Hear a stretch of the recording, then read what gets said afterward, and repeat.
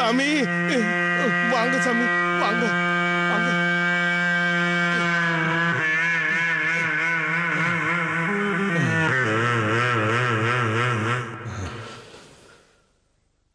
தந்தையே சனீஸ்வரா, கோழிங்களை வளர்த்த அது எங்கேயாவது ஓடி போயிடுமோன்னு கூடைய போட்டு மூடி வச்சேன். அதே மாதிரி இப்போ சின்னிய அறைக்குள்ளார வச்சிருக்கேன். பெத்த பொண்ணு இந்த மாதிரி பார்க்க மனசுக்கு ரொம்ப கஷ்டமா இருக்கு சாமி. அதான் நான் வந்துட்டேன்ல.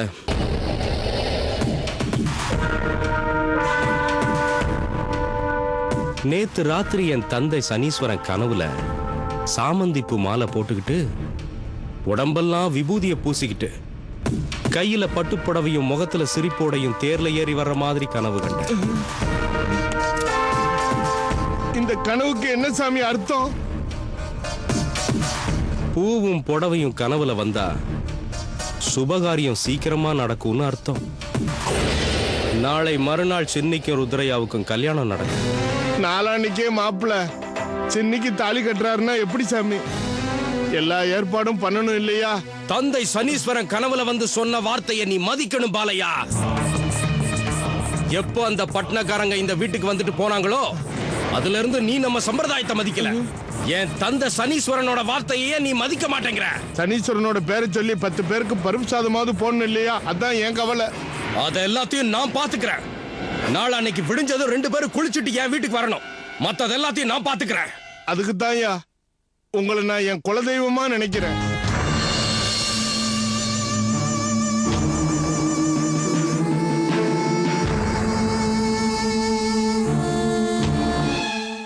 என் தந்தை சனீஸ்வரன் கனவுல சொன்னதை நான் சின்னிக்கிட்ட சொல்லணும்.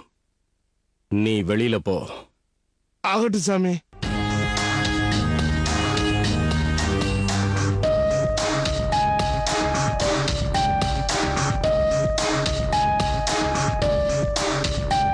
இருட்டுல இருந்தாலும் உன்னோட அழகு எனக்கு பளிச்சுன்னு தெரியுது. பெண்மைக்கு உதாரணமே நீதான். என் பக்கத்துல வராத.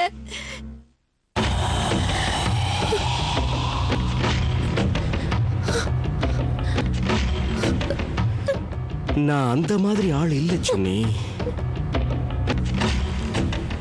நாளை மறுநாள் ருத்ரையா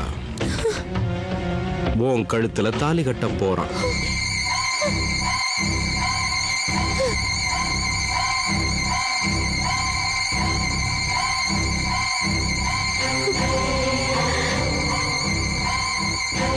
என்ன ஆனாலும் சரிங்கிறதுக்காக உன்னை சத்திரத்துல இருந்து இழுத்துக்கிட்டு வரல.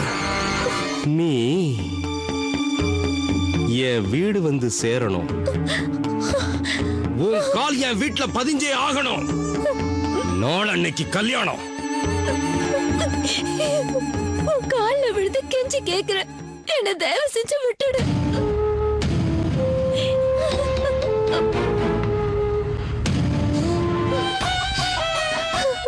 நீ அழக்கூடாது. அப்படின்னா தயவு செஞ்சு இந்த கல்யாணத்தை நிறுத்து. நீ தாலி கட்டிக்கத்தான் வேணும் சின்னி. ருத்ரையாவை நீ கல்யாணம் பண்ணிக்கத்தான் வேணும். எனக்காக.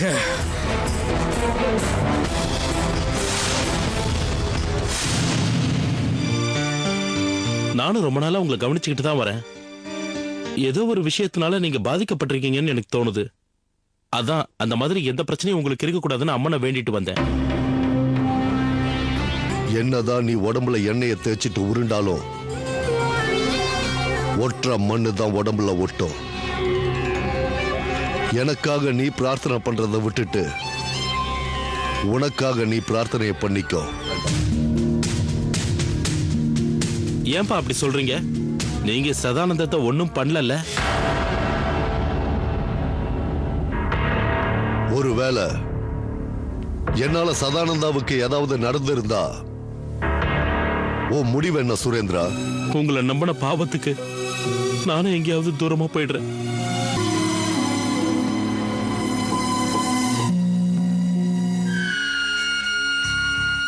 நான் என்ன கேள்வி கேட்டாலும் நீங்க அரமனசோட தான் பதில் சொல்றீங்க.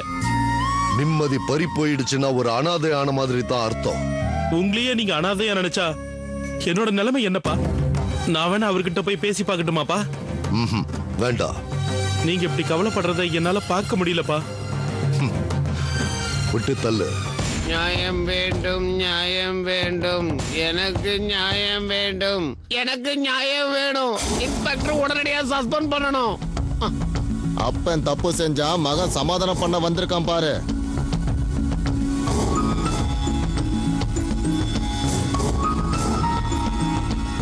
இங்க பாருங்க, சதானந்தத்தை பத்தி எந்த விஷயமும் தெரியாம இருக்கிறது எனக்கு வருத்தமா தான் இருக்கு.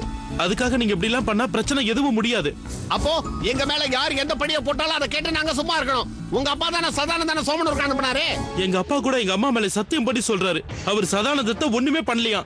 சும்மா நடிக்காதயா. 5 லட்சம் ரூபாய் பணத்தை சதானந்த கிட்ட கொடுத்து சோமனூருக்கு அனுப்பும் போது அவன் மேல நம்பிக்கை இருக்கிறதா தான் அர்த்தம். அப்புறம் எதுக்கு அவன் மேல கம்ப்ளைண்ட் கொடுக்கணும்?